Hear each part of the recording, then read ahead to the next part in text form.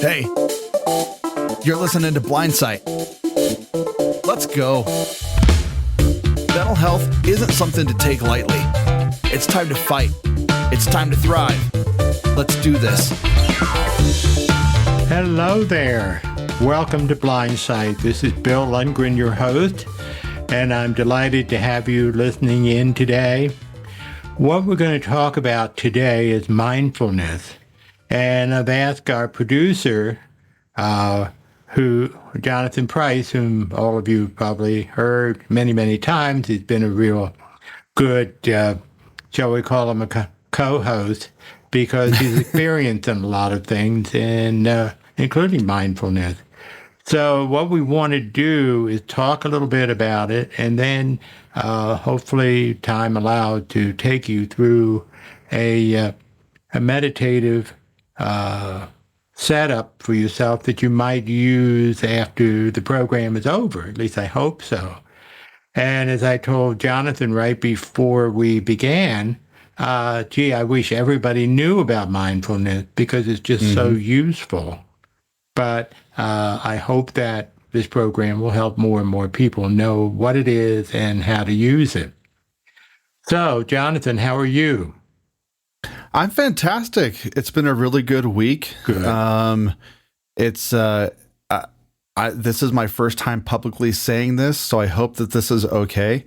I have actually finished and my first book. It's called A Dance with the Breeze, and it's a book on understanding kind of what wisdom is through very practical life examples and lessons and those types of things. And so I'm very excited. That should be coming out around Thanksgiving time. No kidding. And so it'll, it's currently being beta read right now and just kind of polishing up some final things. And then it'll be off to the publisher and ready for purchase wherever you can get books. So I've been scrolling through, book covers and title covers and, all of those things that are way harder for me to do than actually writing the book. Yeah. I didn't think was going to be possible, but it'll be available on for both print and in Audible form. So good. For all you guys who want to listen to it, it'll be me reading it. And so it'll be a lot of fun. So will it be an I'm excited. Ebook as well as audiobook? Yep. Ebook, audiobook, and print. Okay. You're going to read it? I am. Yep. All right. Okay. Congratulations. It'll be a lot of fun. I will want to read it and find out what wisdom is. Everybody says I'm very wise. I want to figure out what that means. Isn't that funny? It's funny how everybody says, "Oh, you're so wise," but we have no real way to identify what wisdom is. Right, exactly. I'd like to. Yeah, I keep hoping to bottle it and sell it. My wisdom. Maybe that's what this program is, right? There you go. Absolutely. Yeah. Absolutely. Okay, well, mindfulness has been around for a while. I remember being introduced to it as a therapeutic approach, and it felt a little woo-woo at the time because not many people were really doing it, but it has a long history. What mindfulness is basically, let me put it in the essence of it, in my mind, is paying attention to the here and now. Yeah. About in things that you do, because what we have a tendency to do, all of us, is worry about what we did yesterday and worry about what we're going to do tomorrow. And what we really need to focus on is today, right now. And there's even an exercise, what we call mindful walking, which means that you go out for a walk, whether it's with your dog or just by yourself, and pay attention to the feeling of the pavement or the grass under your feet.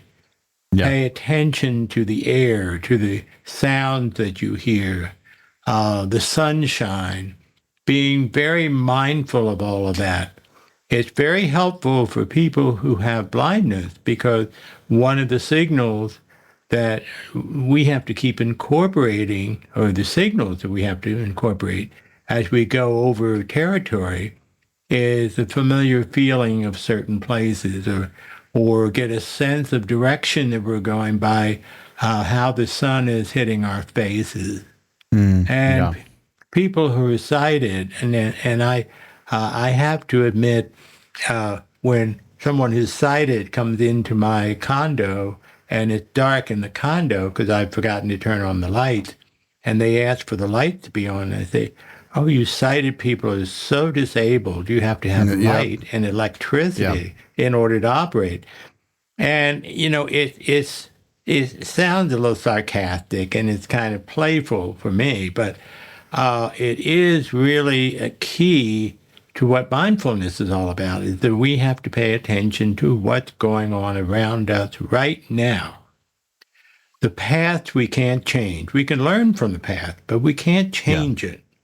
The future, we like to think that we can predict, but we really can't. We can set things up that we hope will produce whatever results we want. But the only thing that we really have some control over is what's happening right this moment. What's happening to me in doing this podcast. What's happening for Jonathan right now in terms of his work with the podcast and interacting with me. We pay attention to the here and now. And the more that we do that, the more, the calmer we can be, because the here and now is the only thing we have control over. And we have a habit, one of the things about depression is that we keep thinking all or nothing. And we think that, what's going to happen tomorrow or next week or whatever is going to be disastrous and so forth. Here and now, we have a mixture of things that might be mistakes or might be successes, and we just have to pay attention to it. So that's mindfulness. Now, one of the things that I like to do with people is to get them into a state of mind of mindfulness. As I mentioned, after this program, go out for a mindful walk. And just be aware of the pavement and where you're going. If you're taking your dog, whether it's a pet or a guide dog, where is he or she taking you? What feels familiar? What feels new? Being aware of other people around you. And that way you can get more of appreciation of the here and now. I'm lucky. I live right on a park, so I can really enjoy trees and everything else. And sometimes I go out there, I've got to, take the dog, and I don't pay attention to that, and I'm a loser in that. So that's number one, mindfulness. The second thing that I like people to first do what we call a body scan. If they're going to go into what we call a meditative exercise, I like them to do a body scan, which is basically, let's say you're sitting in a chair. You're sitting in a chair, Jonathan? Okay. So what you would do is close your eyes for a minute and check your feet to your head and look for spots in your body that seems real tight. A lot of times people have trouble, the shoulders get real tight. Or maybe their stomach is feeling real tight. And so we can go to those spots, check it, it's tight. What we need to do then is to make those spots even tighter, one at a time. Make them tighter, and then slowly relax them. And allow that relaxation to go through your body, chasing out the tension. And if we spend a few minutes just to pay attention to all of that, we can then get ourselves ready to really get into a meditation. And what I mean by meditation, for those of you who meditate in church and so forth. It's a little different in that we're not addressing a supreme being or whatever. We're just simply being there. There's a story I tell about Michelangelo in the Sistine Chapel. And he's up there painting, and a little old lady comes in and she's meditating. And he decides, oh, this is boring painting. I think I'll, cause something. And he says, real loud, I'm Jesus Christ. No response from her. No response from her. And he says, I don't understand. Maybe she has a little hard of hearing. So he said, louder, I'm Jesus Christ. And no response. And finally, he did it for the third time as loud as he could. And she says, quiet, I'm talking to your mother. That's a meditation. She's talking to Jesus Christ's Mother Mary. But we're talking about meditation of you just allowing your body to speak to you. Yeah. To just simply quiet the mind. And as I say, you start off with the checking to see for tension. And then you be in the chair, make sure that it's a comfortable place for you. And just kind of let yourself settle. Now, I know it's real hard at times to keep those thoughts out. But if they come in, you just let them flow through. Don't focus on them. Just allow yourself to meditate.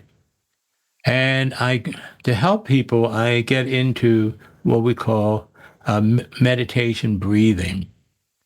That is, most of us, unfortunately, breathe from our chest. We tend to, sort of, in a way, when we're excited, hyperventilate. Yep. And if you look at if you've been around a baby, you see, and you would know from your children, when they were babies breathe from their stomach, and that's what what they're meant to do. But we as adults, they say, I'm told that women don't like to breathe from the belly because that means extending the belly. Well, okay, but if you're in a meditative thing, allow when you take air in, allow the air to go to every part of your chest and diaphragm. Really let all the air in. And when you can't take in any more air, just stop to the count of 1, 2, 3, and then exhale very slowly. And you can exhale through your nose or your mouth, whichever you prefer, and get all that air out. Then do it again. Exhale, inhale all the oxygen you can get, and exhale very slowly. And one of the reasons for doing this is that the deep breathing, the belly breathing, stimulates the nerves in the spine and moves up to your brain, to the calm center. And the more and you can do it just in and of itself when you're feeling real tense, particularly, a fight or something's going on and you feel real tense, take a moment to just take some deep breaths, hold it, let it out very slowly, and you'll find that your mood is going to change. And but it's not going to change if you're just breathing from the chest. And that's where so much of the anxiety is. In fact, if you're real anxious, that's where you're going to notice it. And that's what we talk about in mindfulness, being aware of how your body is reacting to things that are going on in the here and now. Okay, with that introduction, I want to talk a little bit. Jonathan, do you have anything to add, by the way? I know I'm...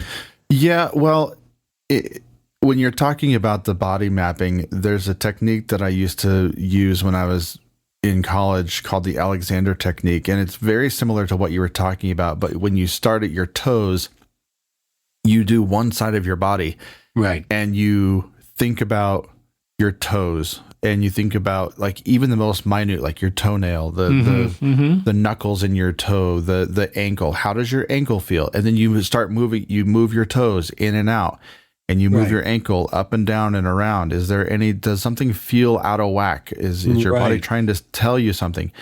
And then you lift your heel up off the floor, or you pull your toes to the air and try to feel your calf muscles, and then your knee up to your knees. And so you move all the way up to your head.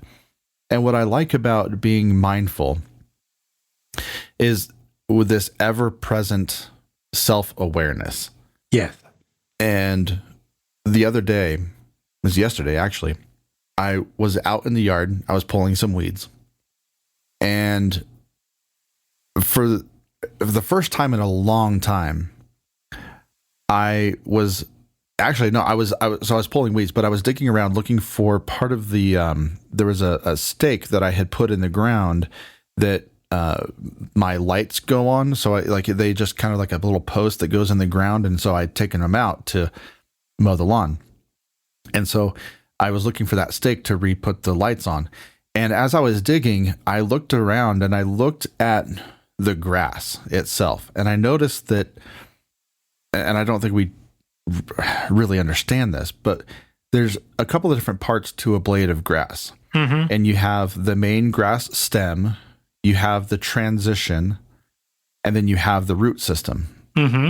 And when I was looking at the transition from the transition to the ground and then into the root system, I became so mindful of like what I was doing and why I was examining it, because I hadn't looked at grass before. You see grass, it's pretty, it's green, it's either dead or there's weeds or whatever. Right. But when you examine even the smallest like grass itself, why does it grow? How does it grow? And its root system is pretty complicated. Yeah. And it will either go sideways, it'll go down, it'll go to where the water is.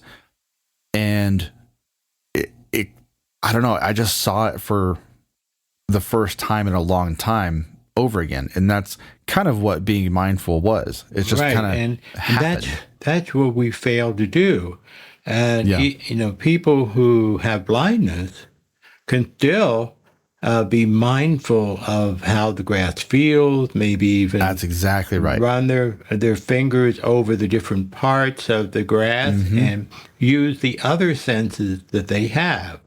We're talking about mindfulness, we've cited, but we can be mindful with what the senses that we have, no matter if we don't have all of them or just partial of sight, whatever. Being mindful means we're also paying attention to how we are able to process the information that we're receiving. Well, and I think for me, another word that I like to use in addition to mindfulness is intentionality. Yeah. And being conscious of what you're doing is part of that mindful concept. Right. And refocusing that energy. I saw the funniest, it's more like ironic, ha-ha funny, but it was a picture of a man sitting next to his dog. And the man has like this little bubble that says, I'm thinking about, or it says mindfulness. And then in these different bubbles, it has his car, his family, his finances, his work, his hobbies, and all these other things that he's thinking about. And then his dog has this thought idea bubble, and it's still him and the dog just being in that moment. In that moment. And it really hit me that how many times do we intend to be mindful and sit in a moment of mindfulness, but then we get distracted in our own minds with our minutia. Job, our cars, and our work, and all these different things. And you see, we're talking in taking that time. A lot of people say, "Oh, well, that's time consuming. I won't get things." If you take the time, you're looking at things in depth, and you may find some ways that you can do things a lot more efficiently. Yeah. If you just take the time to think about it, to think about what you're doing. Or maybe you make some decisions, that is not important. What I'm obsessing about right now is not important. Exactly. And that it really is part of the mindfulness process. And in addition to that, of course, paying attention to our bodies, which, for a long time, I never paid attention to my body. And it's surprising that it's lasted as long as it has, because I just wasn't taught to do that until I began to get into mindfulness, and all of a sudden spending time discovering those sore points. Well, I don't know about you, but I'm mindful of my body every time I wake up in the morning and something new hurts. Well, I will say that's true. I also exercise a half hour. I really am mindful of what's starting to fall apart, and wonder if I can go to an auto body shop and get a replacement. Exactly. You replace the bumper, replace the tread on the tire. Right. A whole new makeover. Yeah, complete makeover. Sort of like young Frankenstein. There you go. But it's that thing that this is the only body we have, so we need to pay attention to it, and it speaks to us if we let it. There's something that's bothering, something in your body that may not be right. It will tell you if we listen.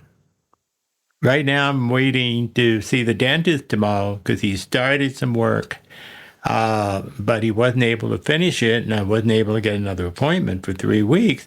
And that tooth is reminding me, I hope you're going to see the dentist soon. Yep. But it's a message. And we can also say, I'm in pretty good shape. We can get some positive messages if we pay attention. And then we can say, okay, I'm doing okay. But that's all part of mindfulness, and that's all a very necessary part of us to become acquainted with ourselves. Not in a narcissistic way, but in terms of this is the body you're working with. Be good to it, and it will be good to you. Pure and simple. It's just good management. And so we do all of this, and we take some time to also teach it to relax. And that's why I was talking about the deep breathing, because that's often the thing that we forget. We feel like we have to rush. We have to do this, and your body says, no, come on. You've got to spend some time taking care of me. And that's what the deep breathing is.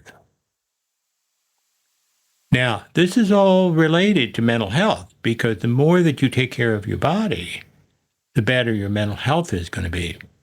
And the more that you're kind to yourself, the better your mental health is going to be. When you start beating yourself up and, saying, I should be doing, all of this stuff, you're not helping yourself. And so one of the things I wanted to go and again, in the meditation, more than just the deep breathing, there is some meditation that you can do to help calm yourself down, to reaffirm yourself. And that's what I invite people to do. And if our listeners would be willing to do it, as long as they're not driving. If they're driving, save this program for when you're home. Sit in a chair, because I start by asking people to close their eyes and be in that comfortable chair and let their arms be on the arm of the chair and just kind of, relax way. And then I want to take people through a meditative process where they're going to imagine themselves leaving that area where they are right now and go to another place that they can return to anytime they want to, if they want to have a chance to kind of meditate, to be in a safe, secret place that theirs alone, and to, whenever things are really stressful, to just take 10, 15 minutes to go to that place and imagine it and get to the point where after they leave there, be rejuvenated. Sometimes people do this at the office when things are really stressed and they're just not thinking clearly, to take 10 minutes and just do this mindful meditation.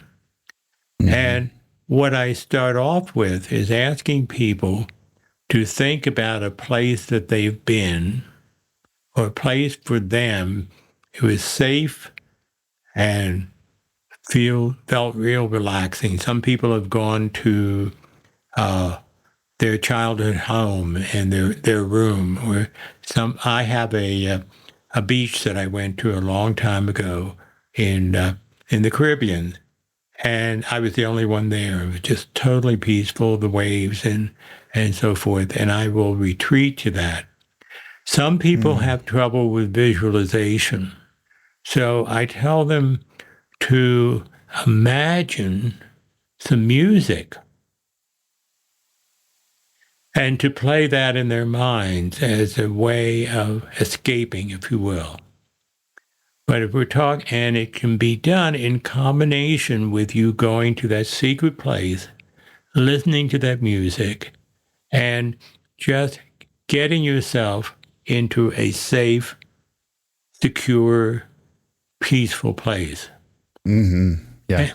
And what I ask people to do is to be in that chair wherever they are, it may be in their home or wherever they're listening to this program. Close their eyes and just relax in that chair. Do the deep breathing, breathing in, breathing out a couple of times, and just feel the calmness flow through their bodies, and just, pay attention to that, mindful.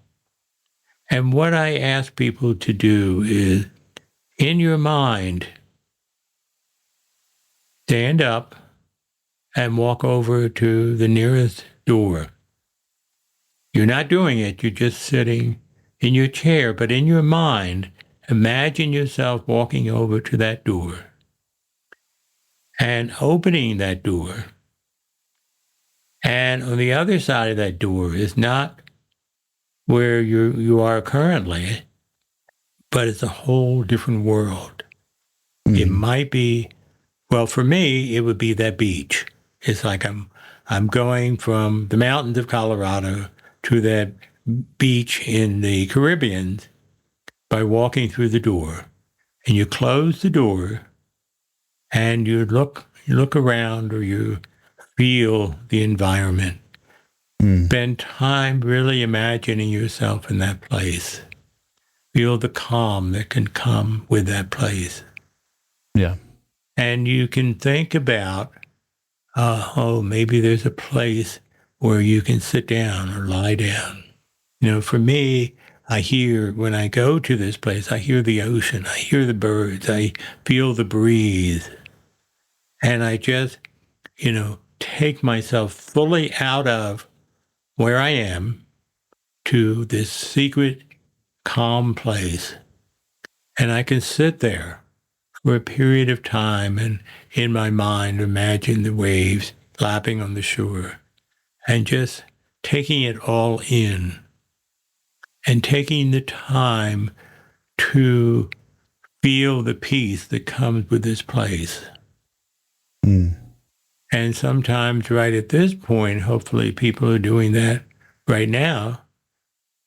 And I decide to be quiet for a while and not say anything to the person who's in that meditative state, and just allow them to experience it. And some thoughts may come in, but consider those thoughts like clouds in the sky. Just let them be. Tell yourself, I will tend to that later. Right now, I don't need to deal with whatever storm clouds are, coming through. Just know that you'll get to it soon enough, but this is your safe place. And just to imagine yourself in this wonderful place that you've created, And so I'm going to be quiet for just a couple minutes. I hope you're doing this, Jonathan, but I know you're the producer. You got to keep this program rolling. But if people can just take a few minutes and experience this place that they've chosen and what it means for them will come to mind.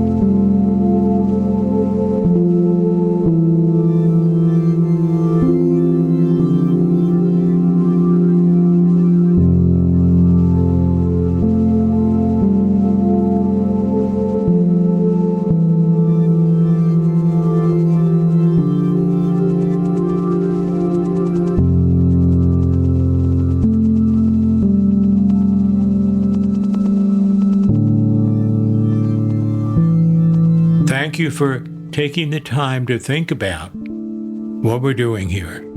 And then when you're ready, stand up in your mind and take one more glance around or one more sense of where you are. And you turn around and the door will be behind you. Walk to that door. Turn the knob, maybe take one more look. Walk through the door and enter back into the room you started from and go over to where you actually are in that chair. But in your mind, you're getting yourself back in that chair. And then open your eyes when you're ready and be aware of what's happened, whether there's any change that's happened for you, and the fact that you can go to that place whenever you want to, whenever you need that tension release, that's always available to you. And so I offer these meditative techniques as a way that everyone can have a chance to have some peaceful time whenever they need to. This is Blindsight, and this is Bill Lundgren and Jonathan Price. If you have any feedback for us, don't forget feedback line 720-712-8856 or email feedback@aftersight.org. Have a wonderful week.